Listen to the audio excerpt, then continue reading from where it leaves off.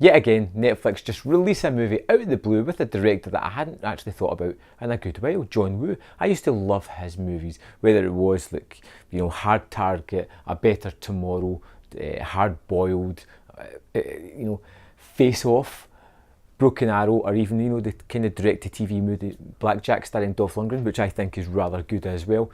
I kind of like this guy's movies. They're not all perfect and they're not all rubbish either. There is some flaws in some of them and some of them are better than others, but generally the one thing you're guaranteed from one of his movies is tremendous action. So when this movie appeared on Netflix, I couldn't help myself but hitting the play button. And what I got was a story that I'm pretty sure I'd seen before. Lots of tropes in this that we have seen done plenty of times before. You have this character of Duquy, who is a lawyer, a hyper lawyer for a large pharmaceutical company, who is moving on for his career. He goes home one night, he wakes up in the morning next to a dead woman and he is framed for her murder. And he has to go on the run.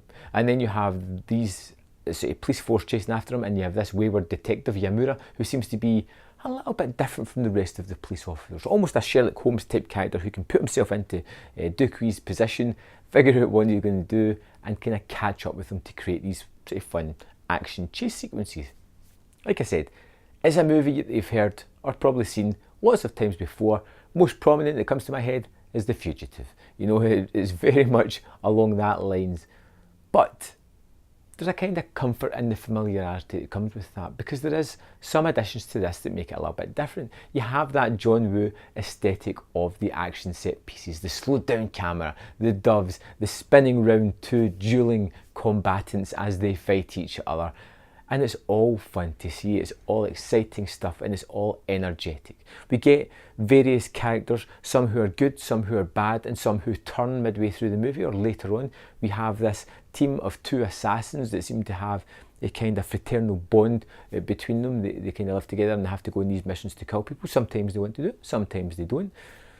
But they always tend to do their job the best they are, and they seem to appear always at the wrong moment, just as the cop is about to talk to the criminal or the suspected criminal, and they're about to sort things out. These two assassins turn up and just throw everything haywire again.